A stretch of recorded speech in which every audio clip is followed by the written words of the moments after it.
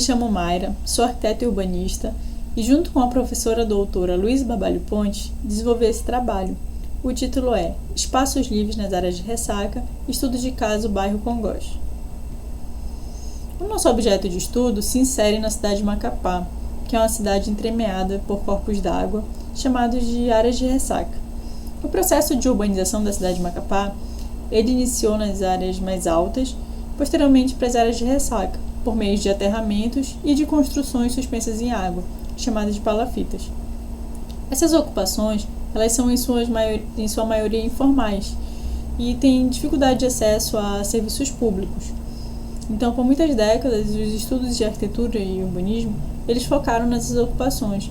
E nós percebemos uma lacuna nesses estudos referente aos espaços entre as edificações, que seriam o estudo dos espaços livres nas áreas de ressaca. Então, o objetivo do trabalho é identificar e caracterizar os espaços livres e utilizamos como recorte 2 passarelas do bairro Congoste. A metodologia que utilizamos é de revisão de literatura e o método cartográfico. Como conceito de espaços livres, utilizamos o de Magnoli, que diz que os espaços livres são qualquer espaço livre de volume edificado, públicos ou privados. E como função, também tem a afirmação de Mike Harvey, que diz que os espaços livres são essenciais para a manutenção da vida, tendo influência na qualidade do ar, do clima e nos fluxos d'água, e ainda que todas essas camadas estão conectadas a um sistema. Como essa ocupação em área de ressaca iniciou na década de 50 e foi aumentando de acordo com os fluxos migratórios, nos anos 2000 já revela-se que 32% dessas áreas de ressaca estavam descaracterizadas em relação ao natural. E atualmente, segundo o último censo, cerca de 16% dos habitantes da cidade residem em área de ressaca. De acordo com o plano diretor, as ressacas são conhecidas como patrimônio ambiental municipal. E no plano diretor não aborda acerca dessas ocupações informais, sem medidas ou planos para solucioná-las. E para compreender a área de ressaca, vamos começar da escala macro, a partir da divisão de bacias e subbacias proposta por Matsunaga. No caso da nossa área de estudo, ela se insere em 2 subbacias, da Nova Esperança e Berol. E a partir da influência das águas, percebe-se que na do Berol possui canalização e nas 2 subbacias possuem pontos de alagamento. Na escala do bairro, foram desenvolvidas algumas cartografias com aspectos físicos e sociais separados em camadas.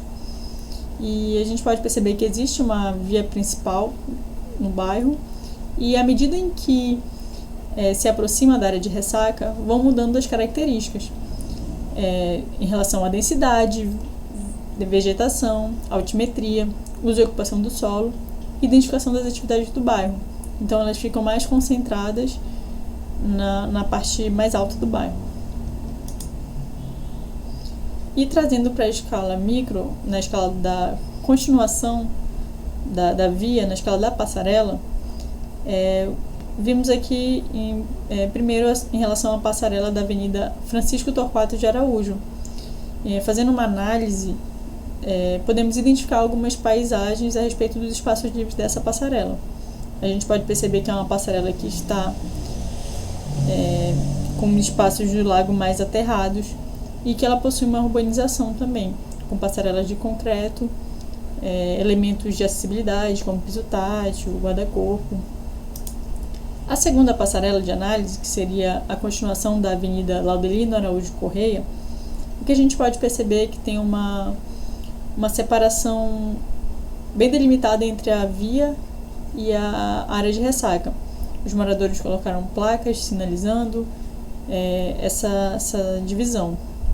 Outro ponto que podemos perceber também é a questão da vegetação, que é muito presente, tanto vegetação rasteira quanto vegetação arbustiva entre as casas.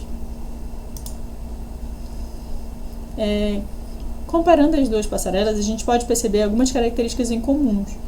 Primeiro, a questão da tipologia das edificações, em palafita, a questão da forma urbana, que é uma passarela em continuidade à via e elas se ramificam até as residências.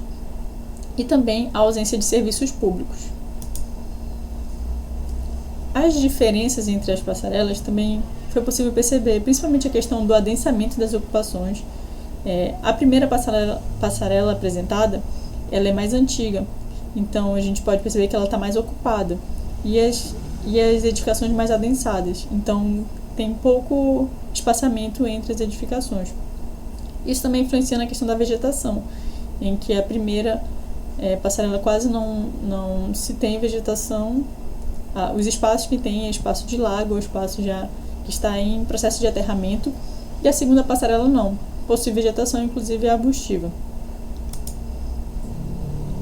E a partir das características identificadas, nós montamos uma categorização desses espaços livres.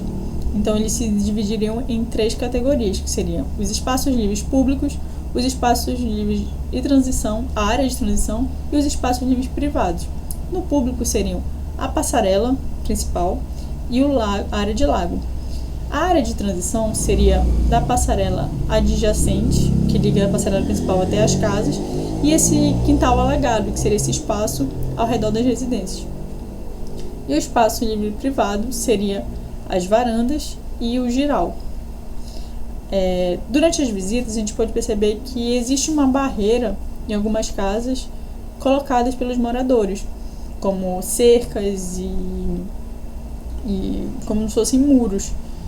Porém, outros moradores colocaram essa área de transição como áreas de sociabilidade, colocando jardins, colocando playground para a comunidade. Então, essa área seria uma forma de aproximar a comunidade, até mesmo de suprir a ausência de espaços de lazer, espaços de fruição dentro da área de Ressaca.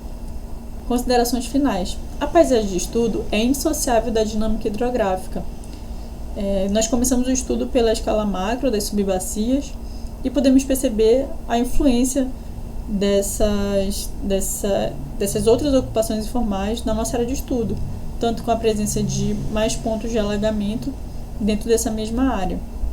Porém, não tem como se pensar o espaço desassociado das intervenções urbanas existentes. Essas áreas elas já estão ocupadas e os moradores também têm as suas demandas por serviços públicos, espaços de lazer, espaços de fruição.